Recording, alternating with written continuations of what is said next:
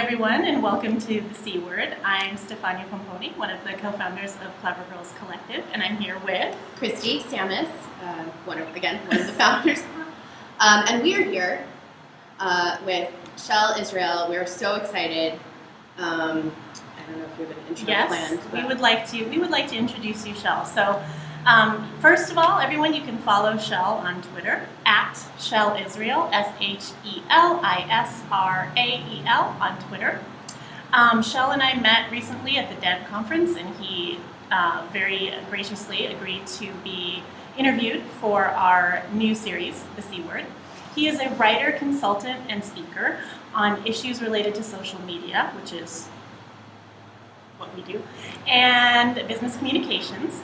He is CEO of SI Associates and is based in the San Francisco Bay Area. He's consulted hundreds of companies of all sizes over the past 30 years. He's been a keynote speaker more than 100 times across the world, 4 different continents, I think it was. And he's best known as a storyteller and a writer, and we like that. We are all about storytelling and writing. He's written 4. Yeah. I'd like to also point out that I am not a clever girl. We'll turn you into one by the end of this call. Yes. Okay. I can be for the day an honorary clever girl. Honorary. It's a tough position for me. Yes. And I'd like to end by saying he's written 4 books, including Twitterville, published in 2009, Naked Conversations, which he wrote with Robert Scoble, and it was listed by Amazon as one of the 10 best business books of 2006. And Shel and Robert are currently collaborating on a new book, and that's planned to come out at the end of this year, called The Age of Context, How It Changes Your Work and Life. So welcome to The C Word, Shel Israel. Yay. Thank you very much. First question we'd like to ask. Okay. Can you describe what you do in 20 words or less? I'm being digital. I think I have it. I tell stories. I tell them either as a journalist or as a consultant for private businesses. Great. Or public businesses as well. Wonderful. Okay. And what makes your what you do, what makes your thing, what you're all about, what makes you clever? I'm funny. See what I mean? Right. If there are 2 things I do that aren't different, but I think are on the clever side. One is that I do almost everything as a storyteller. I think that there are 2 ways of doing things in business. One is as a storyteller. This is something that's baked into our genes. Back in the days when our ancestors lived in caves and hunted woolly mammoths, we already invented wine, so afterwards they would grunt their stories and draw with fingers and bone shards in the dirt. And then pass out from all the wine they were drinking before they told the story. And while they slept, maybe one who wasn't big or strong enough to go out and hunt the mammoth or the mastodon, I forget which one of the big hairy things it was, if that one, perhaps a little girl instead of a little boy, would wait till they all slept and then take some of the blood from the kill, maybe some of the grapes, and mix it together and started drawing pictures on the cave wall. That was our first storyteller, and that has a direct continuum to today in social media and what we do on the internet as storytelling. Option B, of course, is to use PowerPoint, and I know a lot about PowerPoint. I'm a recovering PR guy. In 1987, I launched PowerPoint on behalf of a startup called Forethought. I would ask everyone's forgiveness for that. Yes, it has resulted in thousands and thousands, perhaps millions, of highly boring and forgettable presentations.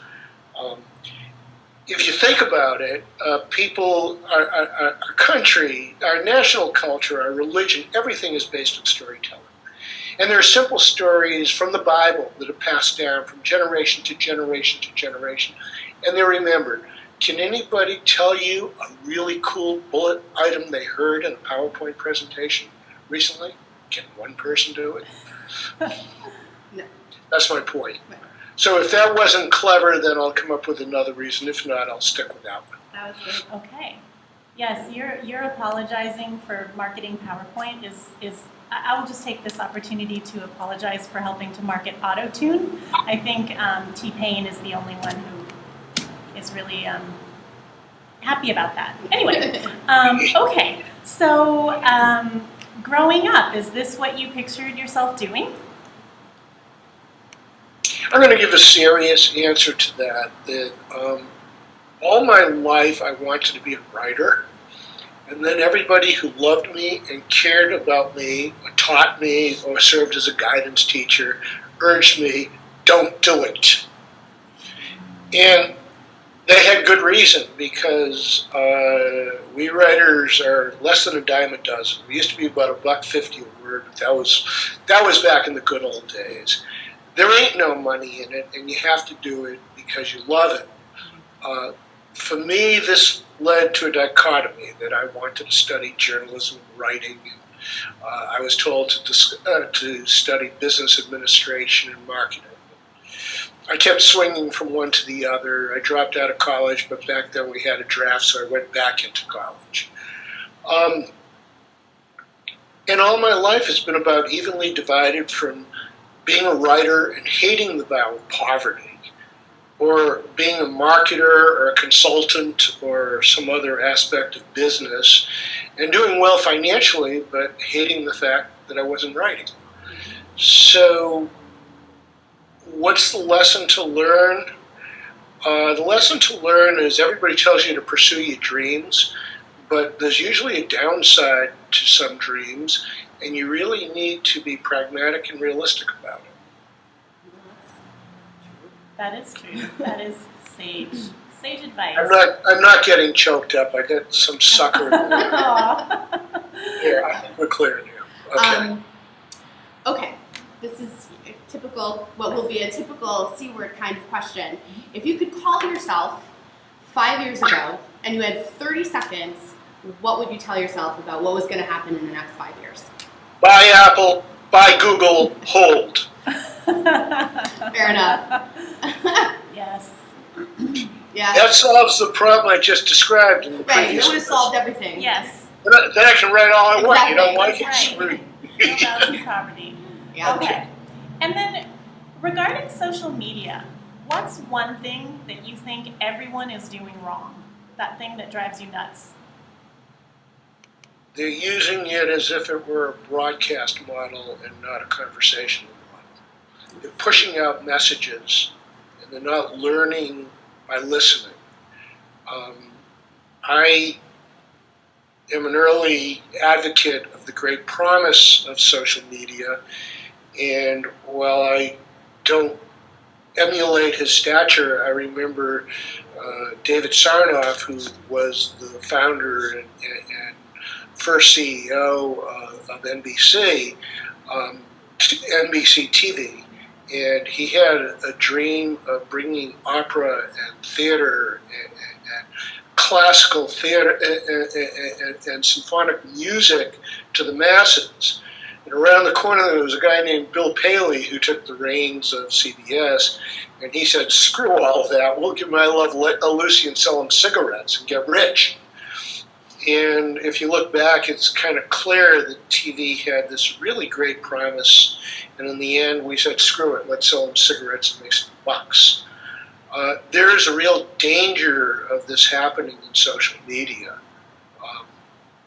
I, as a champion of it, can only say I'm saddened. I'm not in a position to tell people how they should use it, but I feel that very rapidly the excitement, the revolutionary feeling the conversational corporation, a responsive government, of learning that there are people like you all over the world who may share your love for hummingbirds or the late Boston Celtics.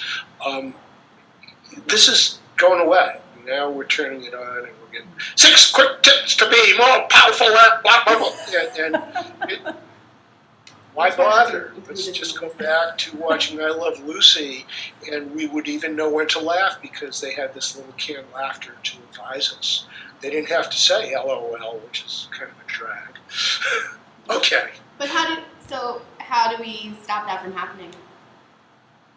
How do we as users? Because we're advocates. You know, I don't know how people stop things or start things. I'm more of an observer of what has been started, and I do a lot of supposing how it could go, but I don't know how it should go. I don't. That's not my place in all of this. Nor am I a candidate for president. Yeah, no. At this time, however, if they allow me to write my own speeches, I might consider. Well, yeah. Okay, so moving on. What's your favorite online time suck? Where do you know that you can't hit that site or place first thing in the morning because 2 hours later you'll still be there? What's your favorite time suck? Well, if you want a confession, I should put the light behind my head and go into the witness protection plan. But I'm a hopeless and incurable player of Lexulus. One of the Scrabble games. Not even one of the best Scrabble games. Right. Yeah. All right. And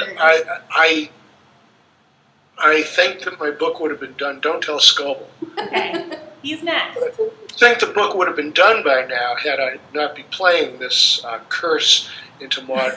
Heroin would be easier on me. Yes. Yeah. We understand. Well, then it's my turn to move. I'll be right back. Okay. Keeping things a little on the same, keeping it lighthearted. Well, I would have to ask if you have any secret talents. Secret talents. Yeah. Um, Other than your word game abilities. Well, yeah, I'm a gardener. Nobody expects that, I find plants are easier than my kids were. You put them down in one place, they stay in one place. If you want them to get bigger, you just pour some water on them. If you don't like the way they're going, you just trim them. So I kind of like gardening. Gardening's easier. Not that I don't like kids, but right. There's some advantages. Gardening gets better predictive results. Yes. You're talking to two parents also. Yes. Agree. Not a gardener though. But, okay, so lastly, Shel, we've talked about a lot of things today. We know you've said you're not a clever girl yet, but we'd like to know what's your favorite C word? Cool. Good answer. And why cool? Because it's what Robert says after I send 6,000 words over him to read, and he likes it. Awesome. Nice. Any other questions for Mr. Israel? No, it's just nice chatting. It's nice chatting and kind of trying to do it a little bit off the cuff. Cuff is another C word, so There we go. Well, I'm wearing a short sleeve shirt, so I'm way off the cuff. Right, you are. And you're wearing pants, right? I'm all right, well, we're not. Sort of. We're You'll have to, well. Awesome. Okay. They did very well. Now it can be revealed. And in that famous photo of Robert and I, we were not in a shower, we were in a tent, and we were wearing pants. Okay. All right, well, Thank you now for the world clearing knows that up. that. Yes. And I have another comment on that, too. Robert, he'll do anything if there's a camera involved. Me, I was drunk, and I don't usually get drunk. But hell, my first book had come out. All right. I was drunk. That's drunk. All right. We Well, like that. next time we do this, we'll have drinks. And I did not have sex with Scoble. I'm Well, really there you sure. go. Okay. Again, another scoop. You heard it. You heard it here first. Well, thank you so much, Shel. Again, Shel Israel, tech luminary, social media, awesome guy. Follow him on Twitter at shelisrael.com. Thank you for talking to us on the C Word. Thank you. You're entirely welcome. Have a good day.